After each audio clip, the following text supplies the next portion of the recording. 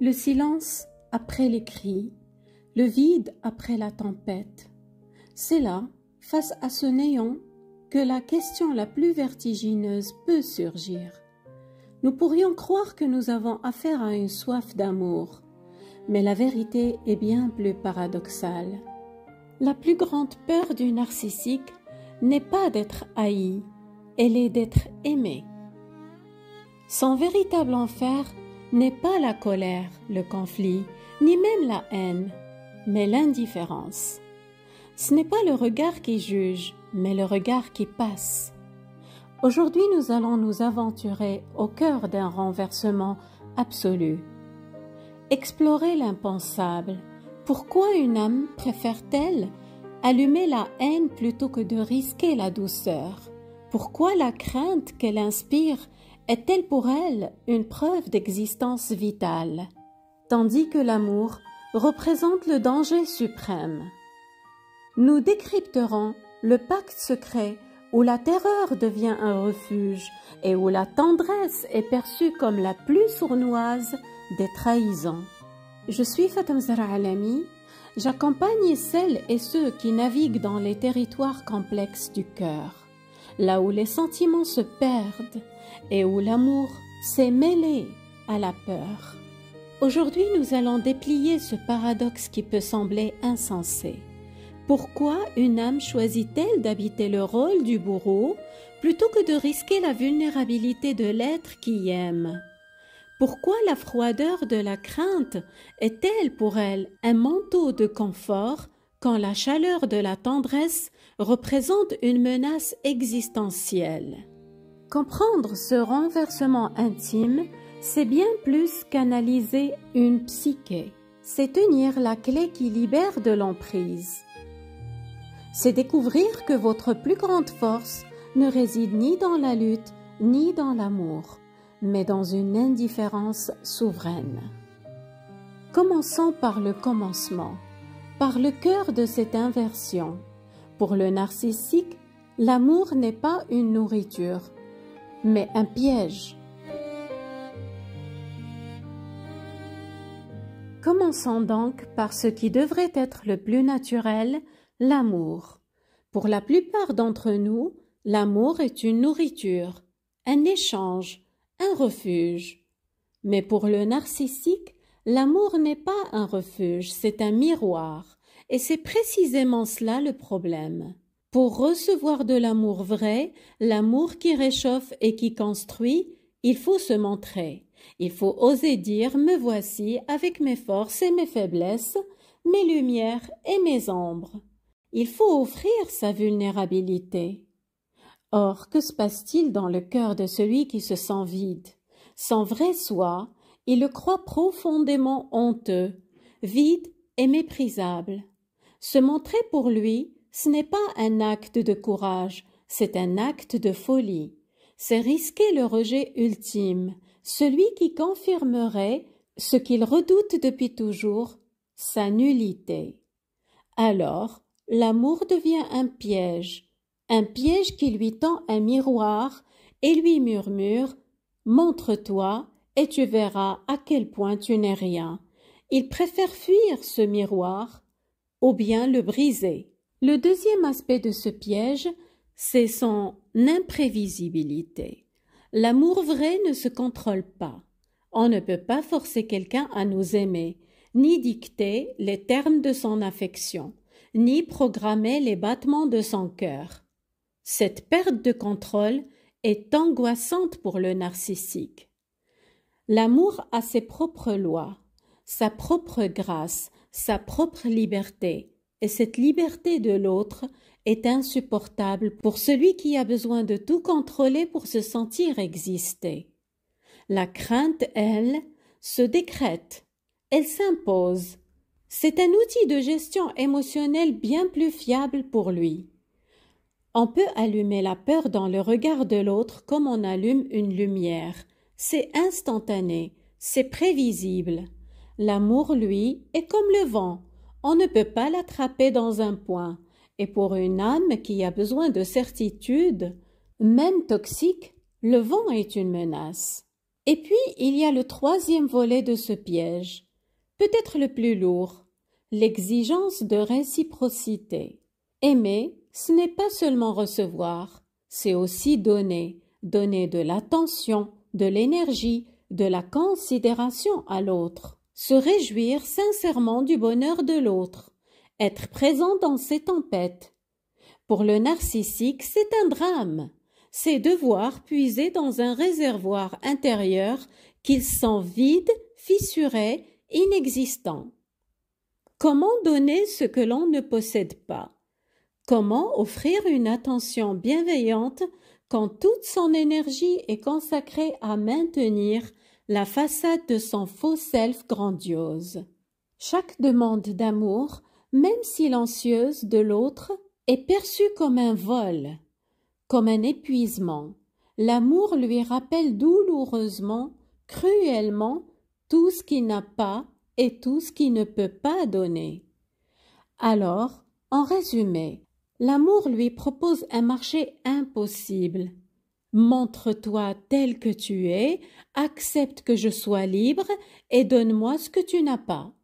Face à cette équation impossible, que reste-t-il? Il reste la seule alternative, une alternative sombre, mais d'une logique implacable.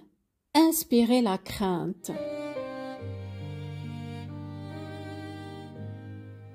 Pourquoi la crainte est un outil si privilégié pour le narcissique? Si l'amour est un territoire dangereux et imprévisible, la crainte, elle, est un outil de précision. C'est l'instrument de contrôle parfait. Et nous allons voir pourquoi il répond si bien aux besoins fondamentaux de la psyché narcissique. Contrairement à l'amour, qui est un partage, un échange, la crainte, elle, ne se mendie pas. Il peut forcer la crainte par l'intimidation, la cruauté ou la manipulation.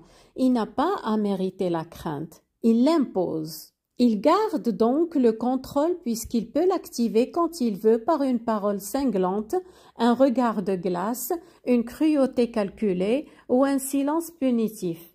Il n'y a pas à mériter la crainte. Il suffit de la forcer.